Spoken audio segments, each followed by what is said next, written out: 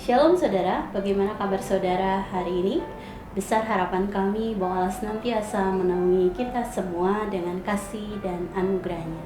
Saudara, hari ini kita akan kembali merenungkan kebenaran firman Tuhan dalam Matius 1 ayat 22 sampai 23. Matius 1 ayat 22 sampai 23. Saya akan bacakan bagi Bapak Ibu Saudara sekalian. Hal itu terjadi supaya genaplah yang difirmankan Tuhan oleh Nabi.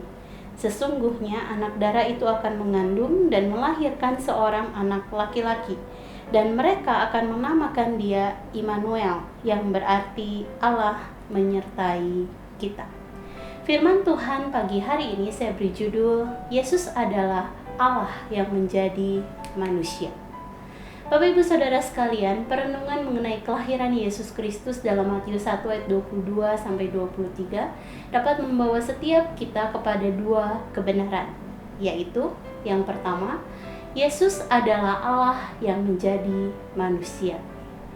Matius menuliskan di dalam Matius 1 ayat 23a sebuah kalimat, yaitu anak darah itu akan mengandung, dengan terlebih dahulu memberitahukan pembacanya bahwa hal tersebut bersifat nubuat, dan bisa kita baca pada ayat 22.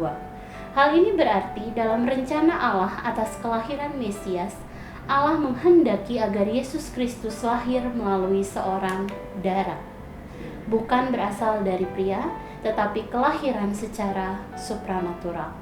Tujuan kelahiran Yesus melalui rahim seorang perawan adalah karena Yesus akan menjadi korban penghapusan dosa umat manusia, sehingga semua orang yang percaya kepadanya tidak binasa, melainkan beroleh kehidupan yang kekal bersamanya.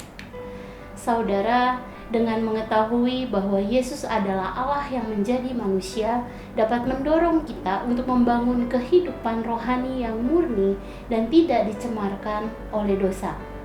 Sebab Ia yang hidup dalam kita adalah Allah yang akan memampukan kita untuk hidup sesuai dengan kehendak-Nya. Lalu kebenaran yang kedua adalah bahwa Yesus adalah pengantara antara Allah dan manusia. Dalam Matius 1 ayat 23b dituliskan, dan mereka akan menamakan dia Immanuel, yang berarti Allah menyertai kita. Peristiwa kelahiran Yesus melalui rahim seorang perawan tidak hanya menunjukkan bahwa Yesus adalah Allah, tetapi juga bahwa Yesus adalah pengantara antara Allah dan manusia. Pengertian kata perantara di dalam KBBI adalah seseorang yang menjadi penengah di dalam sebuah perselisihan atau perbantahan. Dengan demikian, Yesus adalah penengah antara Allah dengan manusia yang terpisah karena dosa. Sebab melalui Yesus, maka semua orang dapat kembali diperdamaikan dengan Allah dan mengalami persekutuan yang indah dengan Allah. Saudara, jika kita melihat di dalam masa perjanjian lama, umat Yahudi memiliki bukti kehadiran Allah dalam bentuk perlambangan di atas kerubim. Dan hal ini bisa kita lihat di dalam 2 Samuel 6 ayat 2. Tetapi setelah Yesus lahir, umat Yahudi dan juga semua umat manusia memiliki bukti penyertaan Allah dalam diri Yesus Kristus. Yesus yang adalah perantara antara Allah dan manusia telah hadir dalam dunia dan menjadi bukti penyertaan Allah atas manusia. Oleh sebab itu, mari tetap hidup di dalam persekutuan yang indah dengan Tuhan. Saudara, biarlah dua kebenaran mengenai kelahiran Yesus Kristus melalui seorang darah menjadikan iman percaya kita semakin bertumbuh.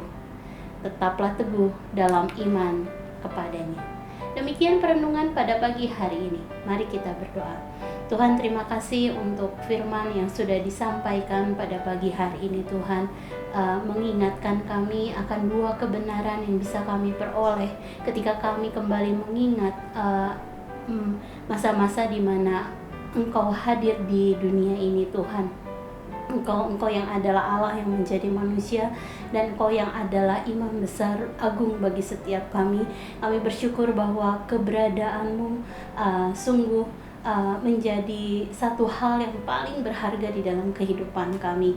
Dan kami mau terus-menerus Tuhan bisa memaknai masa-masa perenungan Natal ini dengan lebih dalam lagi Tuhan, sehingga momen kelahiran-Mu tidak hanya menjadi sesuatu yang berlalu begitu saja, tetapi iman kami kembali diteguhkan. Kami bisa menjadi semakin kuat di dalam masa-masa kehidupan yang sedang kami jalani.